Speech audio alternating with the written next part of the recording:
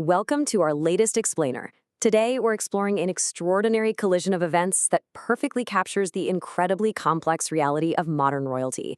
It's one of those stories that really pulls back the curtain and reveals so much about the invisible pressures happening behind the palace walls. Absolutely. We're looking at one single week in June where the ultimate high society celebration collided head-on with solemn national duties and some undeniable, very personal health realities. It is such a fascinating balancing act, isn't it? On one side, you've got what was universally dubbed the society wedding of the year, just a massive glittering event.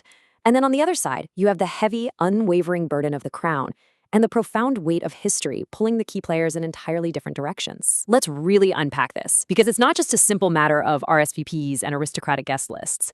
I mean, have you ever stopped to think about how difficult it is to balance your everyday family obligations with the demands of your job? Now imagine that job is representing an entire nation and history itself is watching your every move. It's fundamentally a story about how public figures are forced to navigate private family ties under an intense, unforgiving global spotlight. That is the million-dollar question, isn't it? Or actually, the $20 billion question in this specific case. Why exactly did so many key senior royals miss the Duke of Westminster's extravagant June 7th nuptials? It became a huge focal point for the public and the press. Hugh Grosvenor's wedding was the absolute pinnacle of the social calendar. We're talking about an event planned months and months in advance, yet the absences of the most senior royal figures were glaringly obvious. And the central mystery of our explainer really begins with the groom himself. You have a man who is deeply, deeply embedded in the royal inner circle. He functions as a confident and a trusted friend across multiple generations of royals. Exactly. So to really understand why the very top tier of the royal family felt compelled to stay away, we first need to understand the sheer magnitude of the event they were declining. This was no ordinary gathering by any stretch of the imagination. Let's look at exactly what they missed. Just try to picture the sheer scale of this for a second. Hugh Grosvenor, the Duke of Westminster, holds a staggering family fortune worth nearly $20 billion.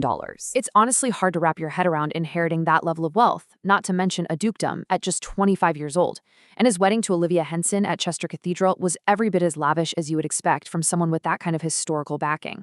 The bride arrived in a stunning vintage Bentley wearing a breathtaking Emma Victoria Payne dress, and the dress actually featured these intricate floral motifs that perfectly matched her great-grandmother's veil. But the real showstopper? That was the 1906 Fabergé myrtle leaf tiara, just an unbelievable family heirloom. And even the flowers for her bouquet were highly curated. They were handpicked directly from the Duke's own sweeping family estate, Eaton Hall. And the grooming details were just as highly specific. The Duke wore a pink tie featuring these tiny, delicate dragonflies. Around 400 guests were ferried to the midday service in a massive fleet of blacked-out minibuses. It was an impeccably orchestrated display of aristocratic tradition that essentially brought the entire city of Chester to a complete standstill. So out of all those people, who actually made it to the 400-guest event from the royal family? Well, cutting a somewhat solo figure, we had Prince William. He played a very traditional role as an usher, wearing a classic black morning suit and guiding guests their seats. Think about how daunting it must be for Prince William to fly solo at an event packed with 400 aristocrats, all of whom are entirely expecting the royal treatment. We also can't forget his eldest son, Prince George. George is actually the groom's godson and had a prominent role in the proceedings too. We also saw Princess Eugenie in attendance, looking great in an elegant olive green dress and her trademark wedding fascinator. Right, so the crucial point here is that there was definitely royal representation, but it was remarkably thin for an event of this immense social magnitude. Prince William was largely carrying the weight of representing the immediate family all on his own shoulders. Which is quite a heavy mantle to carry at an event packed with the absolute who's who of British high society. But you know, as flawless as the ceremony inside the cathedral was, things outside took a slightly more chaotic, very modern turn. You really can't plan for everything, can you? As the newly married couple exited the cathedral to greet the hundreds of well-wishers, two protesters from the environmental group Just Stop Oil decided to make their move. They set off fire extinguishers filled with bright orange powder paint. It was quite the contrast. On one hand, you've got a billionaire couple stepping out of a stunning cathedral toward a vintage Bentley. And on the other, you have police scrambling to arrest protesters demanding an end to fossil fuel extraction right there on the sidewalk. Exactly. And contrasting directly with that orange paint was the groom's incredibly generous gesture to the local community. To celebrate the day, Grosvenor had arranged to cover the cost for local cafes to hand out complimentary ice cream, gelato, and sorbet to all the locals who had gathered outside to catch a glimpse of the wedding. Free gelato versus fire extinguishers. It really paints a vivid, almost surreal picture of modern Britain, doesn't it? You've got centuries-old aristocratic pageantry happening right alongside modern environmental protests and neighborhood ice cream socials. It's the whole spectrum in one afternoon. But let's bring the focus back to the guest list, because the people who weren't there generated just as much global discussion as those who were. King Charles and Queen Camilla were notably absent from the festivities, as was Princess Kate. And despite being incredibly close friends with the groom, Hugh Grosvenor is actually godfather to Prince Archie as well. Prince Harry and Meghan, the Duchess of Sussex, were also a no-show. When you think about these specific individuals, they represent the absolute core of the modern monarchy. For an event that is essentially the ultimate society gathering of the decade, their collective absence sends a massive signal. And this brilliantly illustrates those competing forces we mentioned earlier. Because these absences weren't due to a lack of an invitation or some sudden change of heart. They were driven by very real, immovable factors that completely superseded any social obligation, no matter how grand.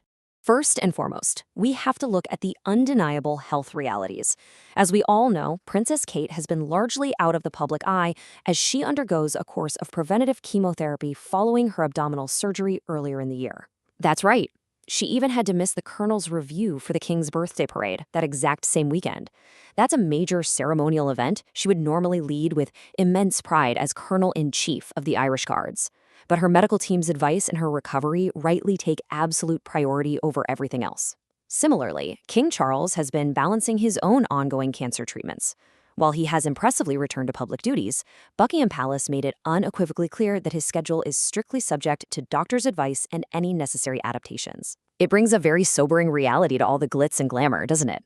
This really strips away that untouchable royal aura and reminds us that, fundamentally, they are just human beings dealing with the exact same terrifying health struggles as anyone else, and those struggles absolutely dictate what they can and cannot do. But health isn't the only factor at play here. We actually have to rewind exactly 20 years to find a fascinating historical parallel that sheds a lot of light on this family's complex dynamic. Right, so let's go back to 2004. Hugh's older sister, Lady Tamara Grosvenor, got married at the exact same venue, Chester Cathedral. And guess who didn't attend that wedding either? King Charles and Camilla, who was then known as Camilla Parker Bowles. It's an incredible parallel when you lay it all out. Two massive, generation-defining society weddings for the exact same family, at the exact same cathedral, exactly 2 decades apart, and the king and queen absent for both of them. But back in 2004, the reasons for their absence were entirely different. It wasn't about health or physical stamina back then. It was about the intricate, unyielding, and sometimes downright inflexible rules of royal tradition. It all came down to protocol. In 2004, Charles and Camilla were not yet married, and because Queen Elizabeth and Prince Philip were attending Lady Tamara's wedding, strict rules of precedence had to be rigidly enforced. Exactly. Her Majesty was famously known as a stickler for protocol. So Camilla was informed that because she had no official standing within the royal family at the time, she wouldn't be allowed to arrive with Prince Charles, nor could she be seated next to him during the ceremony. I mean, we've all probably dealt with some level of awkward seating arrangements at a wedding, right? Trying to figure out which cousins can sit together without causing a scene. But for the royals, seating is quite literally a matter of national protocol. This requirement to sit separately was reportedly deemed totally unacceptable by Charles, and ultimately, he just withdrew from the event, citing other engagements. Word is that the tension from that 2004 protocol dispute lingered for years. While it's certainly not the primary reason for their 2024 absence, it adds a really fascinating layer of historical context to their complicated relationship with these massive, high society events. It's never just a simple yes or no for them. In speaking of family friction and complicated relationships, we definitely have to address the absence of Prince Harry and Meghan. Harry and Hugh Grosvenor have been remarkably close friends for years, which makes this particular absence really notable. Reports strongly suggest that this was a mutually agreed-upon decision. The word is that Prince Harry called the groom well in advance to discuss the situation, acknowledging that his and Meghan's presence might cause intense media scrutiny and, frankly, some personal awkwardness. It's a very pragmatic reflection of the widely reported ongoing tensions within the royal family. Given that Prince William was serving in an official capacity as an usher, Harry's attendance would have undoubtedly shifted the global media focus entirely away from the bride and groom. So he made his apologies and the groom completely understood. It's an unfortunate resolution for sure, but it really highlights how deeply personal family dynamics can impact even the most carefully planned, high-profile social events. Sometimes stepping away is honestly the kindest thing you can do for a friend. Okay, now let's look at the sheer logistics of that week, because the King and Queen schedule for that single week in June was just incredibly dense and physically demanding, especially when you factor in the King's ongoing recovery. It was nonstop. On June 5th, they were in Portsmouth for the UK's national commemorative event for D-Day. Then, on June 6th, they traveled across the Channel to Normandy, France for the International D-Day ceremonies. And at the exact same time, it was also Derby Day back in the UK. And the Duke of Westminster's wedding was on June 7th. To travel from Normandy back to the UK and then immediately head up to Chester for a massive society wedding the very next day is a grueling itinerary for literally anyone, let alone a monarch who is currently undergoing medical treatment. It really is a brutal itinerary when you map it out like that. It wasn't just a matter of prioritizing what they wanted to attend, it was a simple matter of sheer physical stamina and logistical reality. The schedule simply didn't allow for a cross-country dash to a society wedding. And there were other significant pulls on their time that week, both traditional and familial. June 6th wasn't just the profoundly important 80th anniversary of D-Day. It was also Betfred Derby Day at the Epsom Downs Racecourse. And horse racing isn't just a casual hobby for the royal family. It is a deeply ingrained, steadfast tradition. King Charles and Queen Camilla actually took over as joint patrons of the Jockey Club from the late Queen Elizabeth, who rarely missed the Derby in her historic 70-year reign. So it's very much an inherited obligation to be there. On top of that heavy schedule, the king's own nephew, Peter Phillips, was getting married to Harriet Spurling in a private ceremony in Gloucestershire that very same week. So you essentially have this perfect storm brewing. Immovable international commemorations, inherited royal sporting obligations, and competing private family milestones, all converging at the exact same time as the Westminster wedding. Something simply had to give. Let's pause for a moment to truly grasp the gravity of what the royals were prioritizing that week over the wedding. 156,000. That is the staggering number of British, Commonwealth, and Allied troops who landed on the violently contested beaches of Normandy on June 6, 1944. It was the largest seaborne invasion in the entire history of warfare. They utilized over 5,000 ships and landing craft across 5 highly defended beaches. The sheer scale of the D-Day operation is almost incomprehensible to us today. Approximately 10,000 Allied and German men lost their lives during those landings. It was a day of horrific bloodshed, but it marked the definitive beginning of the liberation of Nazi-occupied Europe. When you are the head of state, marking the 80th anniversary of such a monumental, world-altering sacrifice isn't just an event on a calendar, it is a profound, non-negotiable duty to honor history. Everything else, no matter how glamorous, simply has to take a back seat. During the national commemorative event in Portsmouth, the king delivered a deeply poignant speech. Reading his words, he said, "The stories of courage, resilience, and solidarity which we have heard today and throughout our lives cannot fail to move us, to inspire us, and to remind us of what we owe to that great wartime generation." It carries such a heavy emotional weight. You can see how the solemnity of honoring veterans, these men who took that terrifying leap of faith onto the beaches 80 years ago, takes absolute precedence over any high society celebration, no matter how spectacular it might be. The king, alongside the Queen and the Prince of Wales, spent dedicated time directly meeting with these few surviving veterans, looking them in the eye and thanking them for their service. It grounds the monarchy in its most fundamental purpose, serving as a unifying, steadfast figurehead for the nation's grief, its enduring gratitude, and its collective historical memory. That is the core of the job. And the king's connection to D-Day isn't just historical, it is deeply personal.